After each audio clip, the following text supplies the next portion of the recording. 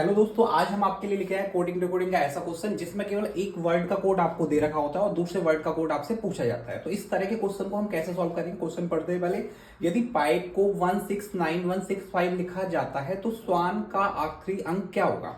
ठीक है, सबसे पहले स्वान का कोड हम सॉल्व करेंगे इससे, और सॉल्व करने के बाद में उसमें जो आखिरी अंक होगा, लास्ट डिजिट होगा, उसको हमें आंसर में टिक करना है। ऑप्शन दे रखे 5 6 4 3। ठीक है, तो यहाँ पे आपको एक ट्रिक याद रखनी है, इजॉटी। इजॉटी का मतलब है ई का कोड 5, जे का 10, ओ का 15, टी का 20 और वाई का 25। इस तरह ये ट्रिक याद रखना है, या फिर आप चाहो तो ऐसे भी याद रख सकते हो, ए का 1, बी का 2, सी का 3, डी का 4, इस तरह पूरा याद करना है। अगर इतना भी याद है तो आप इससे भी आप क्वेश्चन को इजीली सॉल्व कर पाएंगे, आपको ए टू जेड पूरा लिखने की जरूरत है नहीं। अब देखते हैं pipe, P I P E.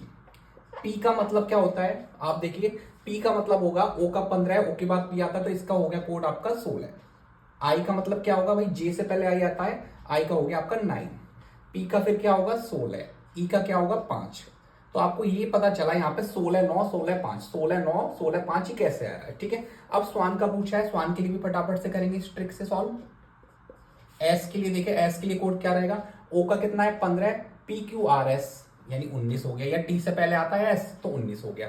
W के लिए देखते हैं, डब्लू का कोड क्या होगा, टी बी से यू बी डब्लू यानी 23 नंबर पे हो गया। ए का देखते हैं, ए का तो आपको सबको पता है, ए का कितना होता है 1 होता है अल्फाबेटिकल ऑर्डर। एन का देखते हैं, एन का होता है 14, कैसे होता है ये देख लेते हैं, ओ से पहले आता है एन, एन होता है ना, तो चीज 14 हो गया।